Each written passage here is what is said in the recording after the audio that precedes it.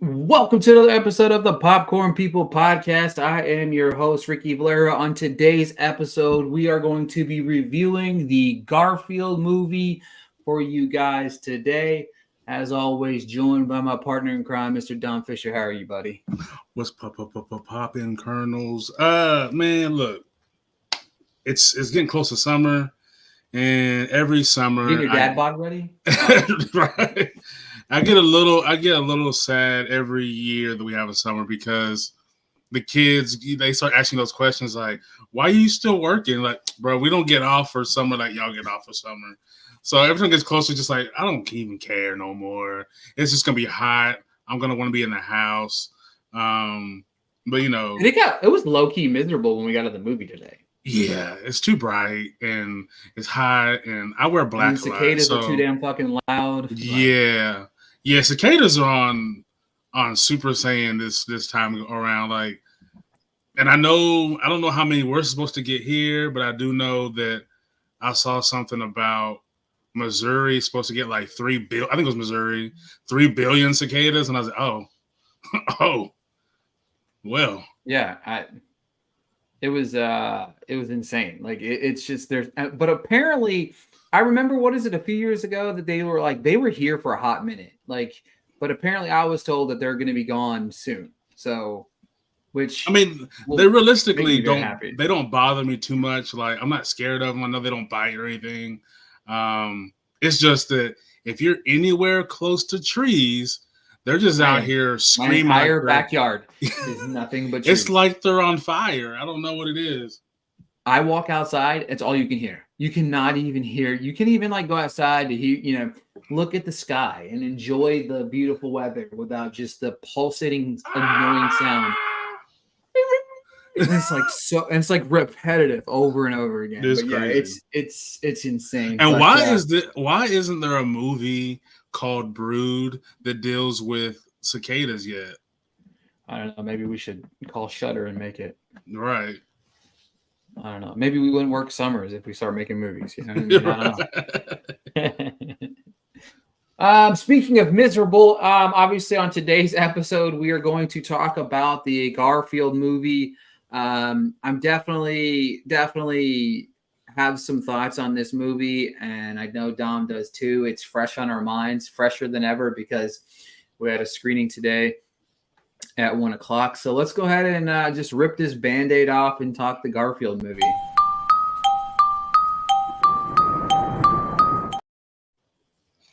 All right, the Garfield movie. Garfield has an unexpected reunion with his long-lost father, a scruffy street cat who draws him into a high-stakes heist. The film stars Chris Pratt as Garfield, Nicholas Hoult as John, Ving Rhames as Otto, Samuel Jackson as Vic, Hannah Waddingham as Jinx, Brett Goldstein, Greg Berger, Snoop Dogg, Cicely Strong, Bowen Yang, Janelle Jane. There's a lot of big names. I think we're getting used to that too, with animated features having like the biggest names possible to try to bring in people to the seats. But I'll let you go first this time. I went first last time. You'll go first this time. That was very, very, very kind of you. I walked into this film and had little to no expectations. And when you walk into a film that you have little to no expectations, the biggest thing that you're hoping for is just an okay movie, a little bit of laughs, maybe find some of the characters that you watch on the screen a little bit endearing, and just have a good time. First things first, when you walk into a movie, Dom and I always talk about this. One of the first discussions we always have, or I always ask him, because for some reason I always ask him and he always knows. I asked him what the runtime was. And actually, I think your wife even spoke up, and I think she said it was like an hour 44 before you even got a chance to. Yeah. And we all agreed already that it was far too long. Animated movies have no business being longer than an hour and a half. It was one of the good things I liked about Strangers, but enough about that. We'll talk about that later too. But I just wanted some sort of nostalgia factor, but this was just nonsense. Like, this script was just a bunch of nonsense. And I will prefix this by saying we're going to keep this spoiler free. I don't really feel like there's anything we can say that could really spoil the thing because it's not really worthy. But I mean, there's some plot lines script wise that you could, but I really don't feel like it's anything out of the plot and summary that we've already seen. But they could have made this a solid animated movie, but I feel like they tried to stuff it with this underwhelming script. The voice acting is fine. If you pay attention close enough, you can hear Chris Pratt's uneven voice as Garfield. You can hear some at the beginning of the movie. I didn't notice it was Chris Pratt. We know it's Chris Pratt. You know it is. But I felt like his line delivery there and stuff like that was really good. And I felt like it was fine as Garfield. We're good. Even the opening, I think the best part of the movie was like the opening monologue. I think that was really funny.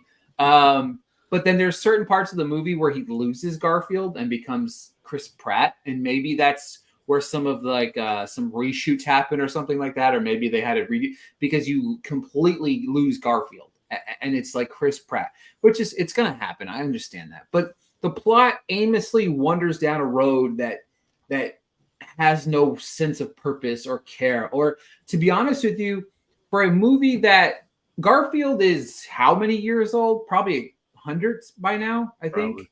He's got to be 60, 70, 80, 90, 100 years old by now. That to me shows one thing. Modern kids don't know a whole lot about Garfield compared to us. We grew up on the Garfield-esque type of things. You knew when I grew up, I knew what Garfield was. You know what I mean? Like, and the tendencies of that. So again, I feel the same way about this as I did Super Mario Brothers. You geared a film towards kids. Kids these days, not all kids know what Garfield is or what Garfield produces or what Garfield did, which is fine. However, you got to make these films for both people. Kids can't go to the movies without their parents, period. So don't let a parent be miserable for an hour and 40 minutes inside the theater. That's my biggest issue. This was lifeless. It was boring. It's too long. It felt as long as Killers of the Flower Moon did. It was just miserable, man. It was painful. Like, it was so painful. And honestly, I like Chris Pratt. I think some of the movies that he's done are good. Like Passages is as an underrated banger that I don't feel like, I personally probably feel like it's his best performance ever. But it's also, and then like the throwback to his early days of Parks and Rec, which I thought was amazing. He was hilarious on that show and brought so much to the table. We've gone so far away from that to what we've got now with this Chris Pratt. I just plead of him, maybe even beg of him to just stay away from animated movies. Like, it just, I hate I didn't love that last year or the year before, whenever year that was. And I don't like the Garfield movie. I thought this was piss poor. I just, no. And I feel like this movie is redemption for every white lady on TikTok that ever made an Italian meal. Like, that's what this is. We are being punished for all the white people in the world that were like, I'm going to cook these noodles and then like try to, put their hand and put all these different ingredients inside. Especially the one lady on TikTok. I tweeted this out and I said that the one lady on TikTok that put the hot dog inside the manicotti noodles shells, this was made because she did that. We are punished for that. And I'm just, I don't know, man. It's been a while. I'd say it's been a while since I've been this miserable in the film, and that's a lie because I haven't been this miserable in the theater since Thursday. So it's been a bad weekend of movies. Dom, give us something. Give us something in your thoughts on the old Garfield movie, man. Man, so the Garfield movie. First off, I have been calling it Garfield the movie for the longest time, and it's the Garfield movie, but I think this film is a perfect example of too many cooks in the kitchen. There's 3 people attached to the screenplay. There's like 12 to 13 executive producers, like 7, 8 producers. And that's where you get stories that are disjointed and going all different directions, where after watching this and being a film lover, you can look at this at the end and realize like, hey, there's a bunch of different directions you could have gone with the same characters that made a better story and I think that it was a little try-hardy. It was too much of trying to be something it didn't need to be. It was trying to. It's a heist-ish movie, and they're trying to connect like it looks like Mission Impossible-esque type of things and Ocean's 11 type of things. It was not goofy enough at certain junctions, and there was instances where I dozed off. I was like, I am not entertained. I am very much bored. And we know the trio of Odie, Garfield, and John. We barely see John. I think we see him. I think his screen time is probably 15 to 20 minutes, and most of that is at the beginning of the film. I do agree. The opening monologue, it was great. The setup was fantastic, and you go, okay, where are we gonna go from here? Oh, that's not where I thought this was gonna go. I didn't need. That's the thing. We're already getting a new character, a new story of his dad that we've never seen pops into the picture. We didn't need all the extra frills to make this interesting because we already know us that know Garfield. We already know there's enough hijinks that him and Odie get into that we don't need a heist really. I don't really know. Yeah, Max, I don't know what they were thinking. It's when even we do audience reactions that will be out later this week, and I can say that the kids, not all of them were super excited. It was it's pretty good, but it wasn't that exuberant. Oh, this is fantastic. This is one of my favorites. It was and I think because kids want to it's an animated movie, they want to like it, and it's just it don't hit. I love Ving Rhames, I really do, but the way they were using him and the jokes did not hit. It was the setups were weird, the pauses were too long. I don't know, man. It was just all over the place. It's really unfortunate because this is the one film I didn't watch any trailers for. I didn't really know anything going into it. I was just like, okay, cool, Garfield. Hopefully they do him justice. I want to see him, be gluttonous and eat all the food, and we get that. But is it enough of that? Probably not. And I know they want to give us something new and fresh, but instead you kind of regurgitate storylines that we've already seen in action films and then put it into here. And it wasn't even in a super creative way. It was just kind of a copy and paste type of way. And then there's, of course, if you think really into a lot of stuff doesn't make sense. I feel like there's one plot device that is very much like a cheat code for the story because I feel like they didn't know what they were doing. And I'll just say it's when they use a cell phone to get things done. And I was like, that's a cop-out, dude. That's it. I don't like that. The way that it was used. It's just, unfortunately, it's just not a good movie. It's not. I even, like you said, even taking your kids, they don't get the same Garfield experience that we got.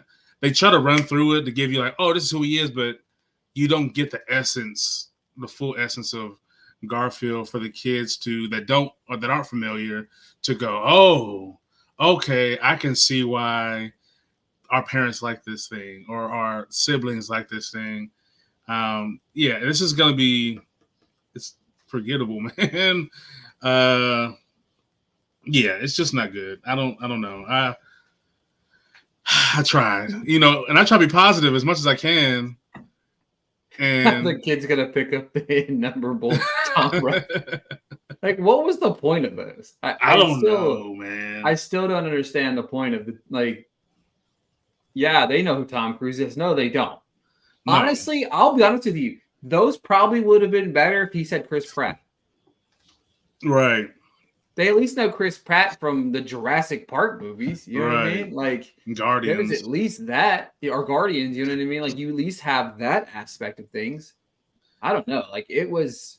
I completely forgot about the Tom Cruise references. Wasn't there? There's not one, but two Tom Cruise. I think it was two Tom Cruise references. Yeah, and I think too, you know, when you have people like Samuel Jackson who played Nick Fury, Chris Pratt who played Star-Lord, make some kind of and I know it's probably a big pull thing because you have to contact Marvel or Disney, but make a joke. You have Snoop Dogg, make a Snoop joke. I like we need to like these voices are very distinct. These people are characters in themselves outside of the roles they play. Lean into that a little bit so we kind of It was can. such a waste of Snoop Dogg. I know. I was mad as fuck when Snoop Dogg. And I heard everybody say, was, "Oh, that's Snoop Dogg. Oh, Snoop Dogg, Snoop Dogg." And then yeah, that's that's the what we first thing get. everybody said. That's what we get. Cool. Okay. Yeah. Like that's what we got from that. Like I don't understand. Yeah. You know what And I mean? especially too, like if you have that many comedic actors and just flat out comedians, give them a pen and let them do some writing on there. Like let them deliver some, you know, put their stamp on it. And it was all very the same tone throughout. Like as far as the lines, it was just like, who wrote this? It's bad, and that's the thing though. Like that's a big thing is you have, I mean, you have a good character. You know what I mean? Yeah. Like there's a good character here. Like Garfield's a good character. They just and it's hard to really talk about a lot of the things that I really fucking hated about the movie without diving into spoilers. But the main plot is just so terrible. Yeah. The movie. Oh, terrible. Lies. Yeah, it teared me up for how bad it was. You know what I mean? That's what it made me.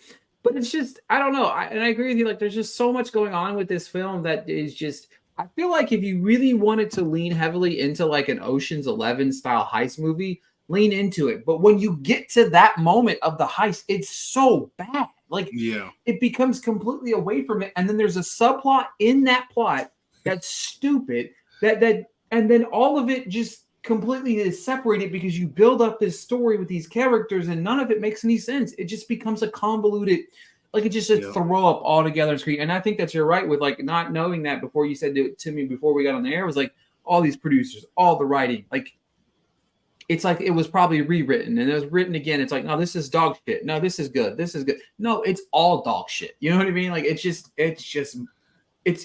almost just way too bad. Yeah, like, it's just insufferable. My wife said, and I agree with her, like the best character in the movie is the one with no lines, really, which is Odie.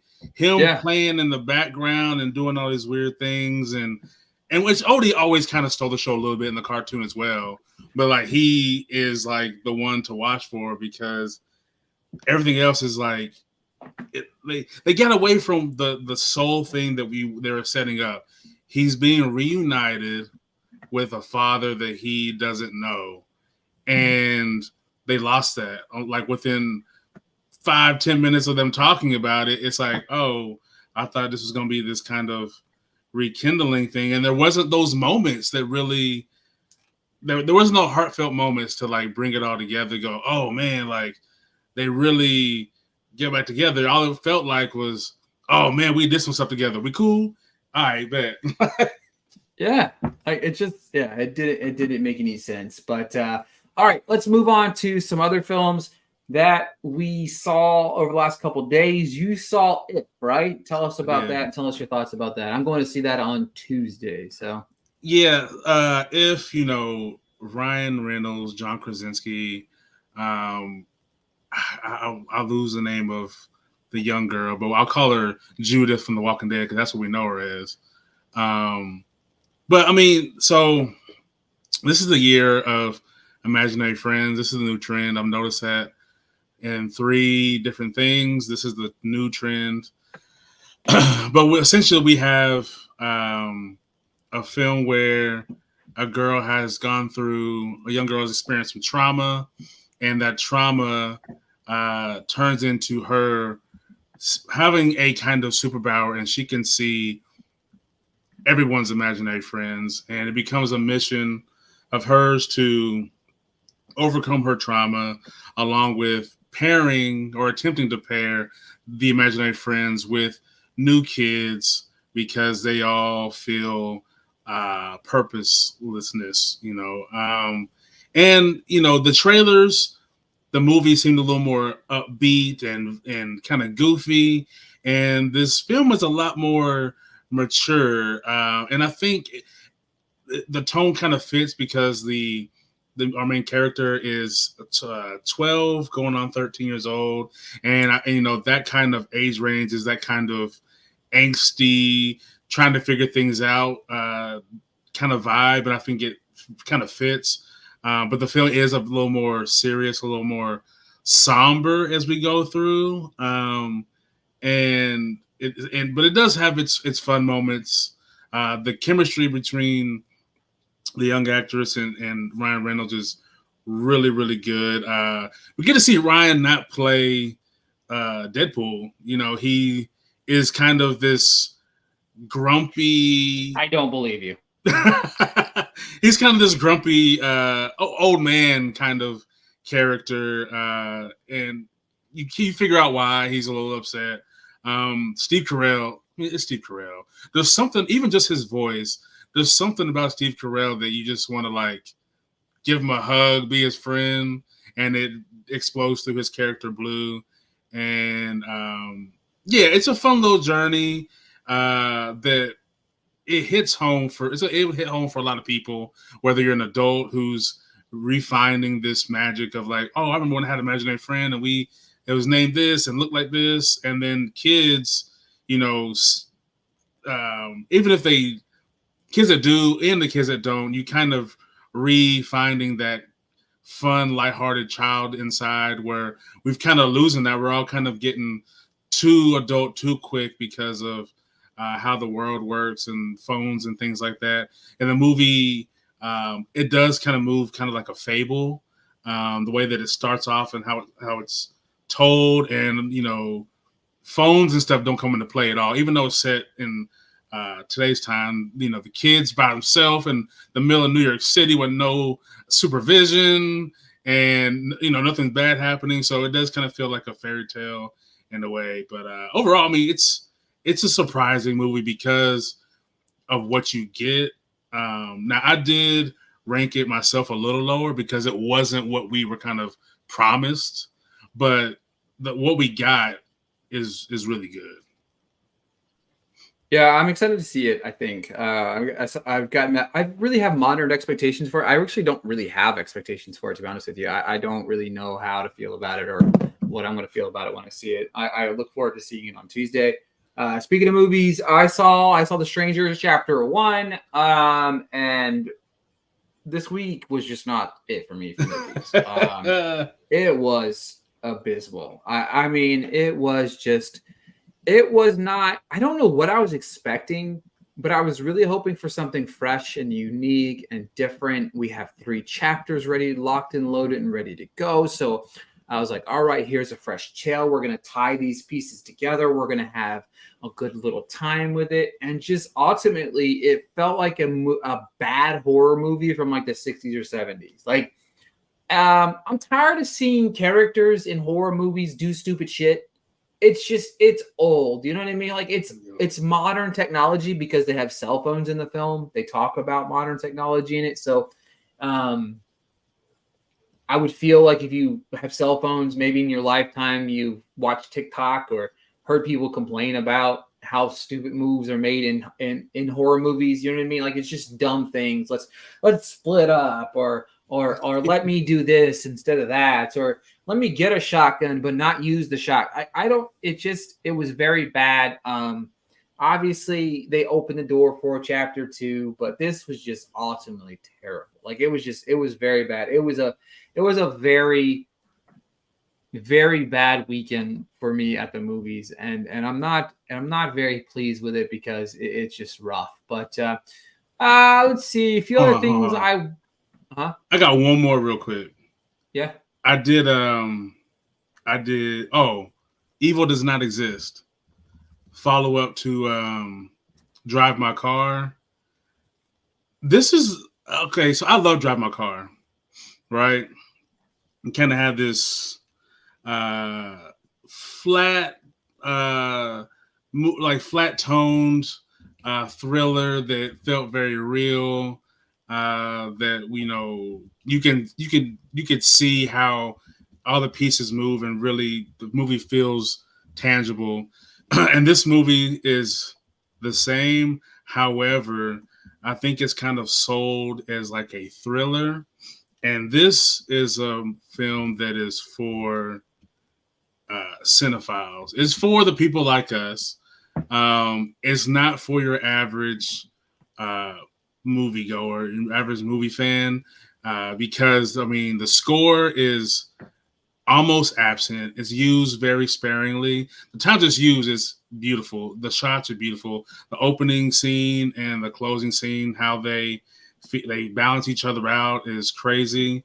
But it is very much like, to give you a visual.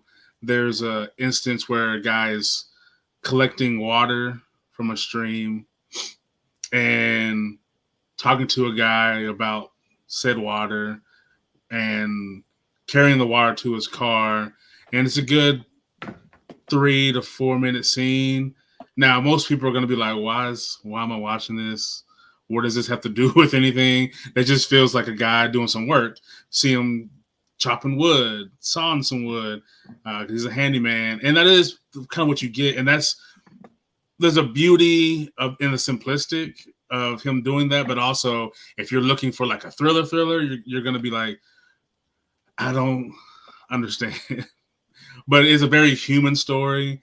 It's a very tangible. No, you can't drive my car. It's a very tangible story. It's a very relatable story. Beautifully done, well acted, but it will not be for everyone.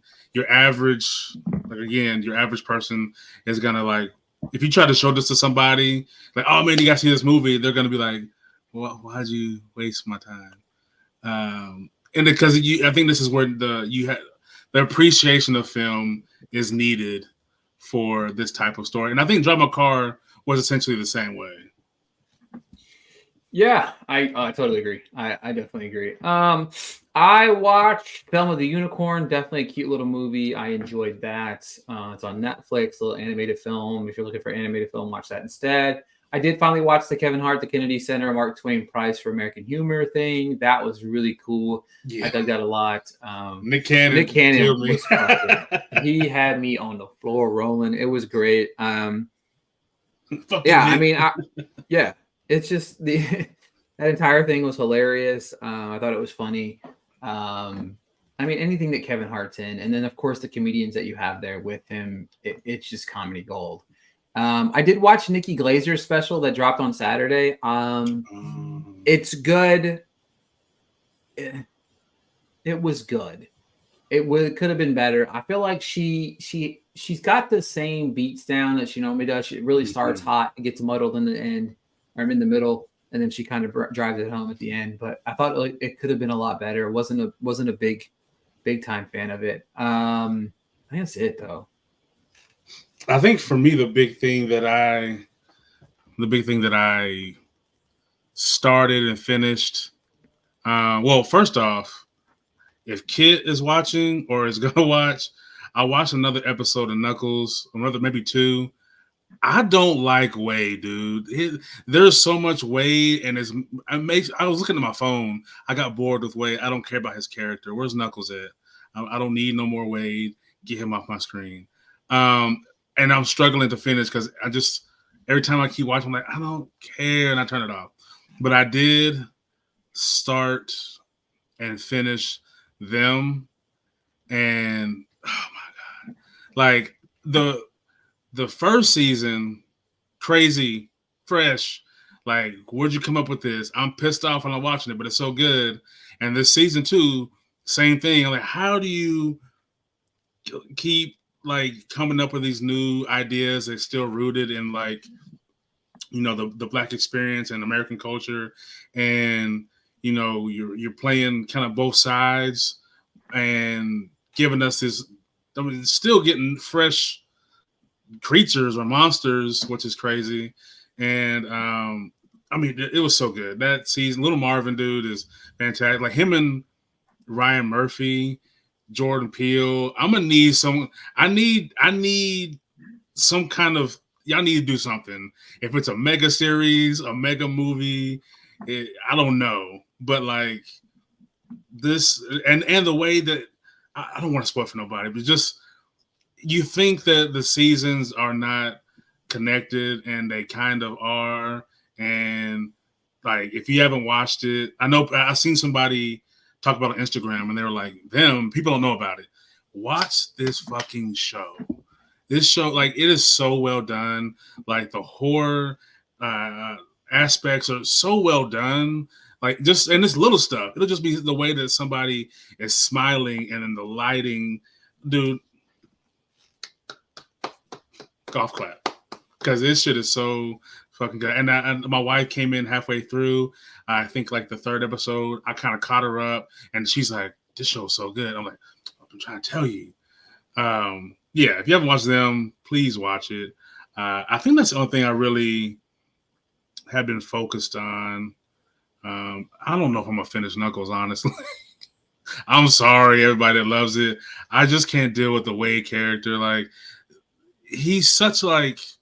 You feel sympathetic towards like him, but like he's such a like pathetic character to where every time everything is just like, I'm not good at anything, and this is, I don't know, man. It's just, you can only take so much of like this guy who's supposed to be turning into this hero or this different person, and it's taking forever for him to get to this point. And I need Knuckles to like just beat everybody's ass. Like, and we see what Knuckles can do. And those times where he's just regular fighting with like fisticuff, bro. I don't need that.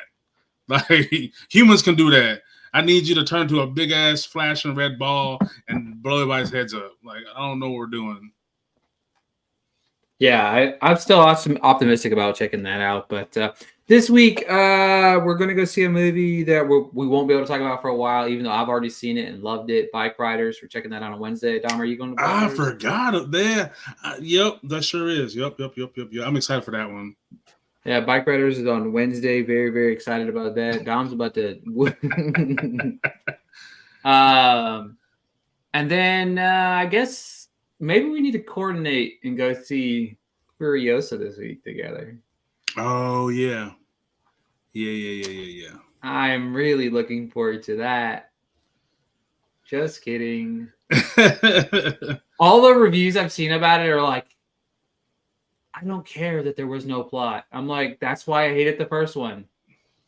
Yeah, I remember watching... 2.5 hours long, bro. Yeah. At some point, dystopian stuff needs... I need to know what's going on. Dune Part 1 didn't have any story.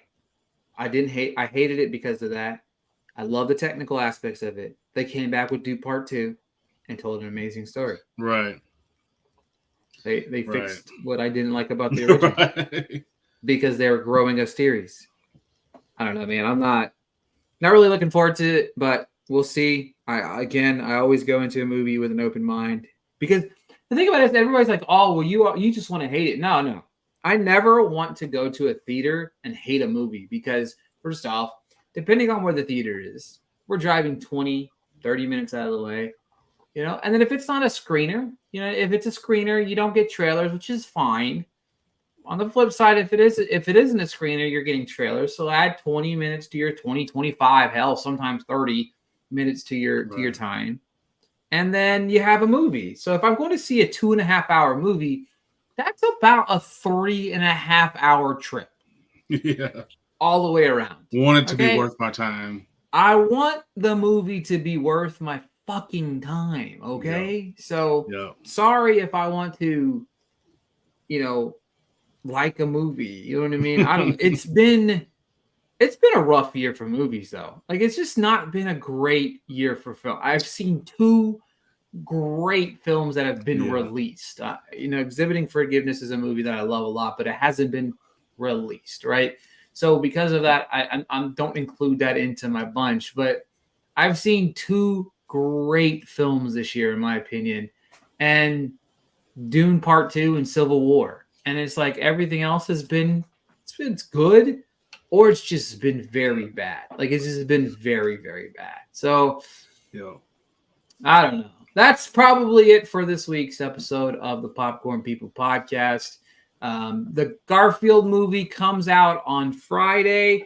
If you love your kids, take them. But if you hate yourself, don't take them because you're going to be bored out of you. Maybe take them to see If instead, I guess. You have options. Yeah. It's not like you don't have options right now. So, I don't know. Other than that, we'll be back next weekend. We'll probably be talking Furiosa. We'll probably talk Furiosa, and that's probably what we'll be talking next weekend because that's the next movie on the slate. Bike Riders, we're seeing it Wednesday, but can't really talk about it, even though I've already seen it. You can go check out my review. I don't remember what site I reviewed it for, but it's on one of those websites that I write for. But yeah, that's all it for Dom and I this week. Yeah.